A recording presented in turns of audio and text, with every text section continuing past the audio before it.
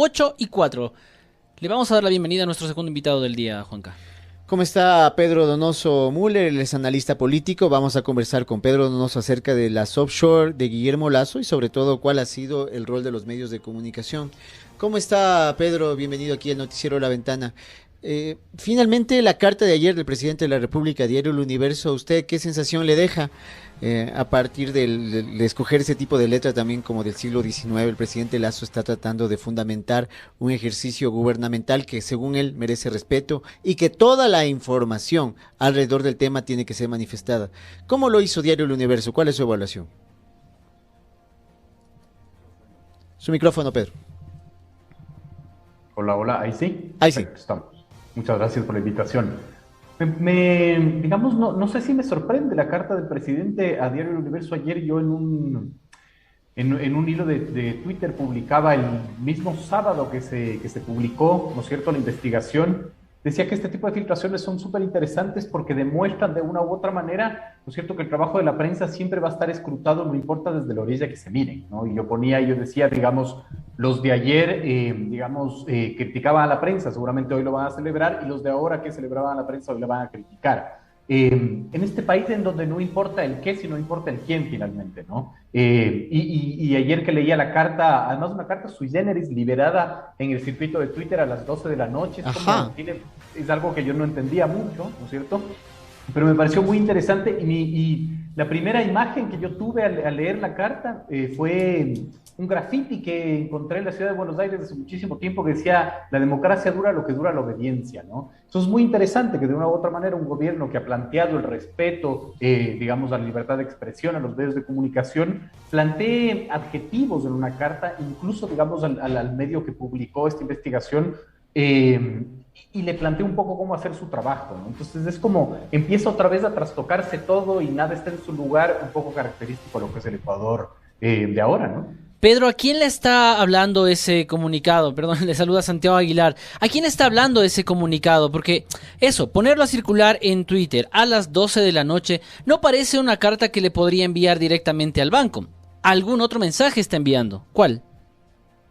Yo creo que finalmente está planteando un mensaje de este gobierno no se va a dejar, digamos, atacar. Creo que se equivoca de receptor, creo que se equivoca finalmente de la forma. Creo que esta puede haber sido una carta, digamos, privada, ¿no es cierto? Pero sí, es un mensaje que quiere decir que de una u otra manera el gobierno se va a defender. Y yo creo que, claro, no es, como usted bien dice, ¿no es cierto?, el metalenguaje no es al Diario El Universo. Seguramente es a la oposición, al movimiento indígena, a la asamblea, un poco de decir, este gobierno no se va a dejar doblegar. Creo que esa es la intención identitaria que busca esta carta. Ahora el problema, ¿no es cierto?, es que el gobierno intenta tener una posición identitaria con chispazos en vez de que con procesos. Entonces ahí es cuando se diluye finalmente la capacidad identitaria del gobierno. Es decir, si usted me pregunta cuál es la identidad del gobierno, no lo sé.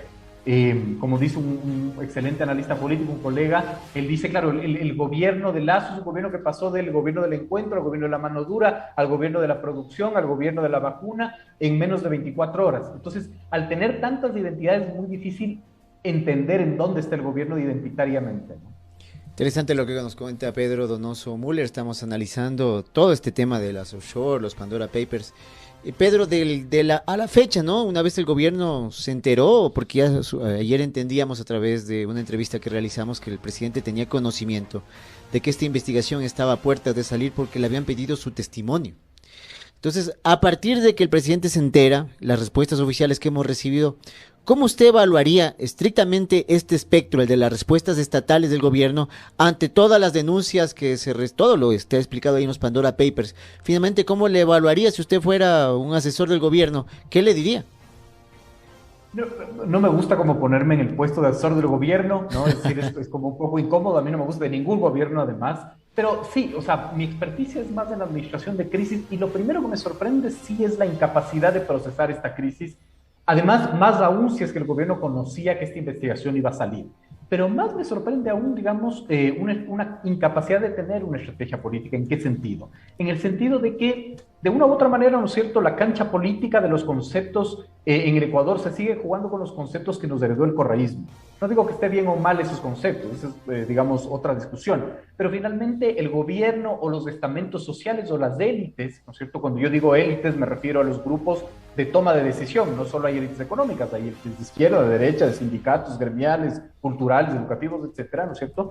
No han entendido la necesidad de, o el interés político de reivindicar esos conceptos y de resignificar esos conceptos, ¿no? Es decir, de una u otra manera, no es que el gobierno debió haber esperado que haya una filtración, sino que si ellos creen, ¿no es cierto?, que el tener dinero en paraísos fiscales no es un problema, se debió haber, digamos, resignificado ese concepto, porque el correísmo nos heredó que eso es inmoral, ¿no es cierto? Eso es un concepto que está en disputa también, nos puede parecer que es inmoral o nos puede parecer que no es inmoral, ¿verdad?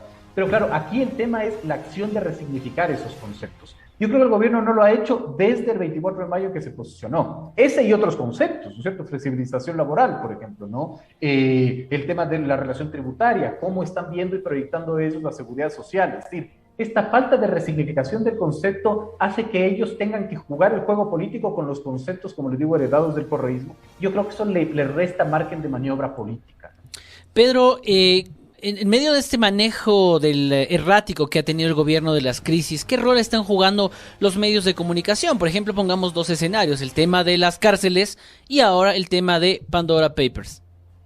Se lee mucho mejor esa pregunta con la carta de Lazo del día de ayer a las 12 de la noche. Es decir, de hoy en adelante va a ser quizás distinto. Sin embargo, sigue siendo un problema. Es decir, cuando tú permites que terceros de una u otra manera manejen las crisis, o sean voceros, o sean comedidos, ¿no es cierto?, pierdes margen de maniobra porque esos terceros también tienen intereses legítimos, no estoy diciendo que no, ¿no? Y eso sucede con los medios de comunicación o con otros actores. Es decir, cuando tú pierdes la iniciativa de marcar la agenda y permites que otros empiecen, digamos, a crear los imaginarios, como en efecto pueden ser los medios de comunicación, pierdes igual margen de maniobra, ¿no? Entonces, eso creo que es absolutamente grave, la incapacidad del gobierno de tomar la iniciativa política, ¿no es cierto?, de marcar la agenda y de generar el debate y de construir los imaginarios y permites que terceros lo hagan. Ahora, ayer yo creo que fue un tiro en el pie del parte del presidente esa carta, creo que no debió haberlo hecho, creo que sus actores finalmente, es decir, si tenía una molestia lo pudo haber hecho de manera directa, uno a uno, digamos, ¿no es cierto? Pero esos actores son de una u otra manera los que te empiezan a sostener y a blindar y abrirte un frente con ellos, no sé si es tan buena idea. Alguien me decía alguna vez, no hay que abrirse más frentes de los que puedes manejar. Creo que esa es una máxima en política. Claro. Qué raro, ¿no? Que no genere narrativa el gobierno sobre sus logros, sobre sus alcances, sobre su visión del mundo y sobre su visión de lo que tiene que ser el país y la economía. Qué extraño, ¿no? Que uno genera narrativa y no lee, por ejemplo, a los defensores del gobierno en redes. Y lo único que hacen es un bono a favor de la votación que obtuvo en abril y de sus propuestas de iniciales en campaña. Pero a partir de eso no hay una narrativa. ¿Cómo es que eso puede ocurrirle a un gobierno que ha estado tanto tiempo intentando llegar al poder y que tiene unas baterías de pensamiento que definitivamente, por lo menos en la forma, cuando uno ve esas páginas de redes que parecen Netflix, parece que entienden claro que es necesario generar una narrativa alrededor del poder? Más que narrativas, Juan Carlos, yo creo que, bueno, sí, es decir, narrativas que construyan conceptos. Ese es mi punto, digamos. Es como, yo concuerdo con usted, me sorprende muchísimo, además que un gobierno absolutamente preparado, creería yo, sí, con un think tank, es decir, con un centro de pensamiento que debería construir, digamos, los conceptos, sí me sorprende muchísimo que no tenga esta capacidad de posicionamiento, de identidad, de debate, de discusión, de marcar la agenda. A mí me sorprende brutalmente, como también me sorprende la incapacidad de la oposición, ¿no? Es decir, digamos, yo ahorita en otra entrevista decía, yo creo que el Ecuador está absolutamente huérfano de absolutamente todo, porque nadie está disputando los conceptos, que para mí es absolutamente importante, y está en los sucesos más que en los procesos, decía yo, ¿no? Es decir, este país es bien de sucesos, es bien de estallidos, es bien de minuto a minuto, ¿no? Y claro, ni la oposición del gobierno saben qué sucede, y ahí es cuando esa dinámica te puede provocar otro tipo de cosas, como lo que sucedió 2004-2005 con el Fuera Todos. Son las 8 de la mañana, 13 minutos, conversamos con Pedro Donoso Müller, él es analista, y estábamos revisando un poco también esta otra perspectiva, Pedro. El presidente Guillermo Lasso, el gobierno en general, busca crear contradictores. También anoche, en redes sociales, ponía como un tuit casi lamentándose, ¿no? Decía, mandamos el proyecto de ley a la reforma de la ley de educación superior, no lo tratan. Mandamos la ley de comunicación, no lo tratan. Mandamos el presupuesto, lo rechazan. Mandamos la ley de creación de oportunidades, no la leen. Es decir, empieza a crear en la asamblea su principal contrincante. ¿Qué tan útil puede ser para el gobierno llevar por ahí su política, encaminar por ahí esta construcción del detractor?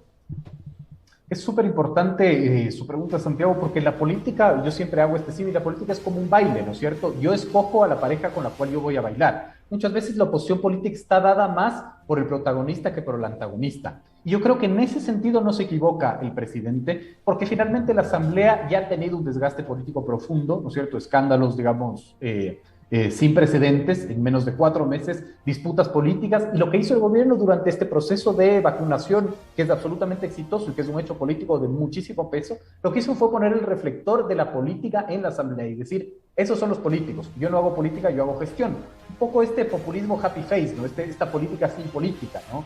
Y es interesante porque si uno quiere escoger su detractor, siempre va a escoger el detractor más débil, evidentemente, ¿no es cierto? Es decir, su antagonista más débil. Y es fácil escoger un antagonista débil cuando ese antagonista tiene denuncias de diezmos, tiene denuncias de, digamos, tramitación de cargos, etcétera. Entonces, yo creo que es una estrategia inteligente y yo creo que el framing que se está haciendo es un framing de nosotros hemos hecho absolutamente todo, estoy evidenciando que hay un bloqueo y finalmente podemos ir o a consulta popular o a muerte cruzada. Mucho mejor que escoger como antagonista quizás movimientos sociales que tienen la legitimidad e incluso la capacidad de hacer oposición desde la periferia. Claro. Sin embargo, ahí viene el tema que para mí es lo que más me llama la atención, que es el movimiento indígena. El movimiento indígena se constituye ahorita en un actor de oposición política porque cierra el círculo de la oposición. Es decir, puede hacer oposición en las calles desde la periferia, pero ahora, inéditamente, puede hacer oposición desde la política pública, desde la formalidad, con sus votos en la asamblea, ¿no? Exactamente. Entonces, eso quería preguntarle, Pedro, porque claro, ¿qué pasa en cambio con el movimiento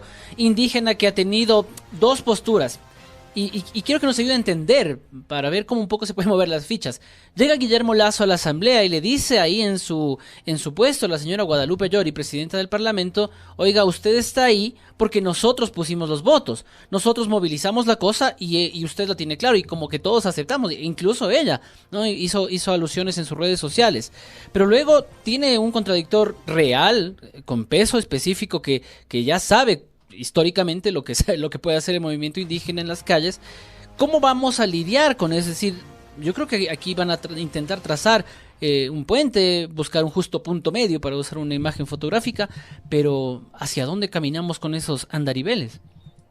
Bueno, primero no me ponga la presión de ayudarles a entender, porque yo tampoco entiendo, ¿no? Es muy difícil ya leer la política ahora. Claro. Pero es interesante finalmente porque el movimiento indígena, ¿no es cierto? Desde la CONAIE es un movimiento absolutamente claro, organizado, ideológicamente, digamos, determinante y determinado. Sin embargo, en la asamblea es otra cosa, ¿no? Es decir, en la asamblea tú tienes ahí una mezcolanza en la representación de Pachacuti que es bastante compleja de mantener cohesionada, ¿no? La misma Guadalupe Llori, digamos, ella no llegó necesariamente por el movimiento indígena, llega por una alianza local, es una mujer que se autodetermina indígena, pero en efecto no lo es, ¿no es cierto? Pero más allá de eso, que es anecdótico, no siempre ha respondido, digamos, a los postulados del movimiento indígena.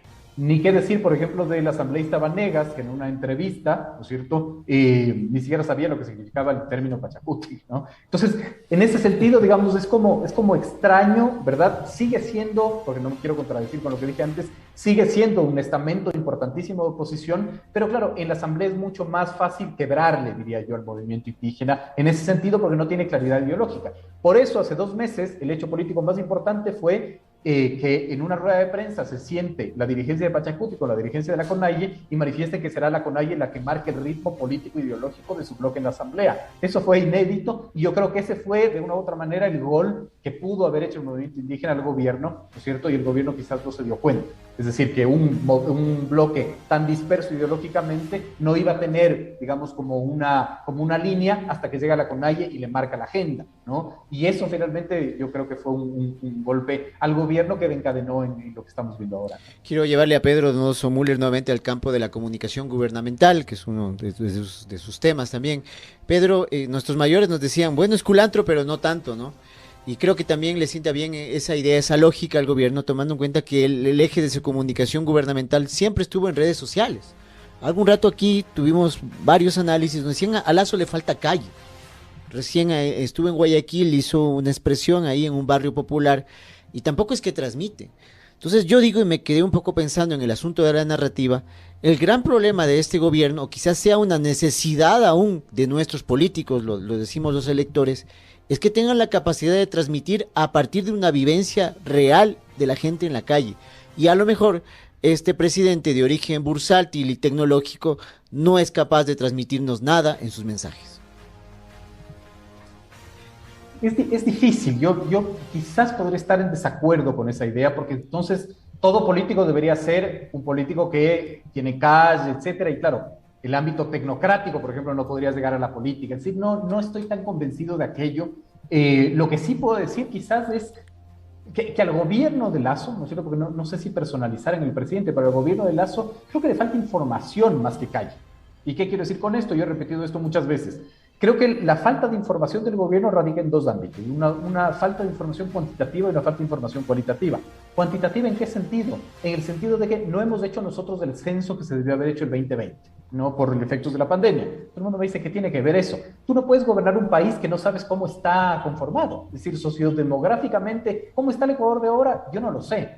Más aún cuando hay el efecto pandemia. Entonces, si no tienes información cuantitativa es difícil gobernarlo, y es difícil después construir mensajes, porque tú construyes mensajes entendiendo que hay un público determinado. Y en el otro lado también yo siento que les falta mucha información cualitativa, ¿no? Es decir, qué mitos se están construyendo, qué mitos tienes que desmitificar con tu comunicación, desde la estética, desde la puesta en escena, etcétera, etcétera, etcétera, ¿no? Entonces, eso creo que es un tema que yo creo que le falta más que el tema de faltarle calle, porque si no, evidentemente, digamos, los últimos 10 presidentes del Ecuador no debieron haber sido presidentes porque también les faltaba calle. Es decir, no me van a decir que Lenín Moreno tenía calle o que el mismo Rafael Correa tenía calle, porque no lo eran, ¿no es cierto? Son actores de clase media, media alta, derivados además de cortes tecnocráticos, etcétera. Entonces, no sé si tiene mucho que ver eso, ¿no? Creo que tiene más que ver con la capacidad de construir estrategias de posicionamiento en escena y de mensajes con base a información certera y evidencia científica más que el otro ámbito, ¿no?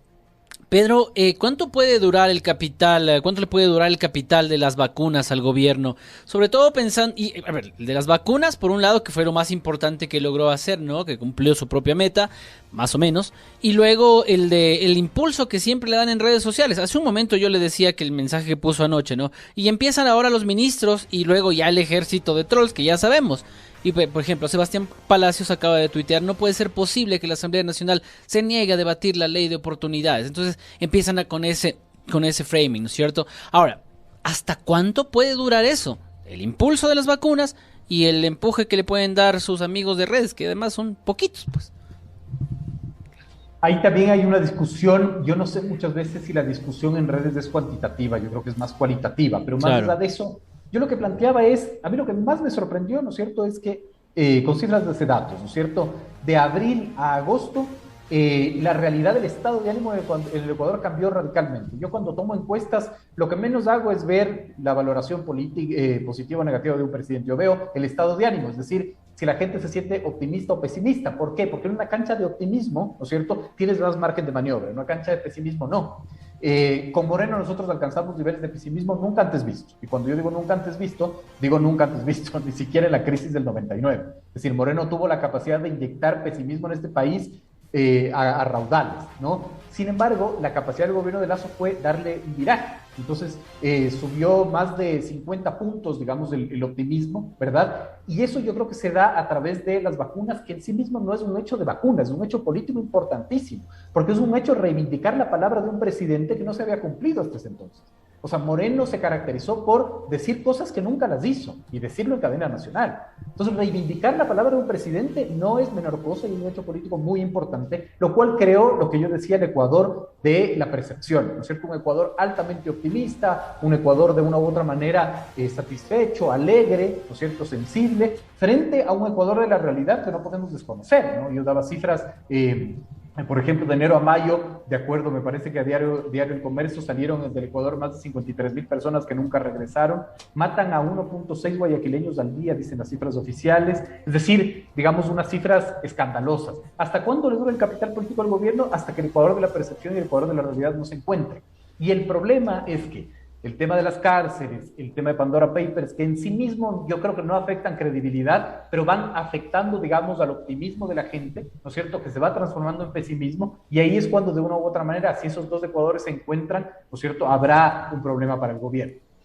Yo creo que es necesario que los ministros se pronuncien en redes, es decir, es que si no lo hacen ellos, ¿quiénes? ¿No es cierto? Tiene que haber una estrategia ahí de construcción del framing y de sostener el framing y la voluntad, o por lo menos la línea comunicacional política que quiere el gobierno. Pero finalmente nunca va a estar esto determinado por ese factor, sino por los otros factores, como le digo, ¿no es cierto? Cuando de una u otra manera la realidad y la percepción se encuentren y a la gente le toque tomar otro tipo de decisiones, ¿no? A mí me llamó muchísimo la atención el debate en Políticamente Correcto, en este programa de Coavisa, entre Diego Ordóñez y el dirigente de la CONAIE, Leonidas Diza, cuando empezaban a debatir, y claro, Diego Ordóñez hablaba desde la técnica y decía, no han subido los precios, ¿no es cierto? Y claro, la técnica te lo puede decir, eso es una evidencia científica real que tiene que valer, pero la gente en la calle siente otra cosa, Claro. ¿no?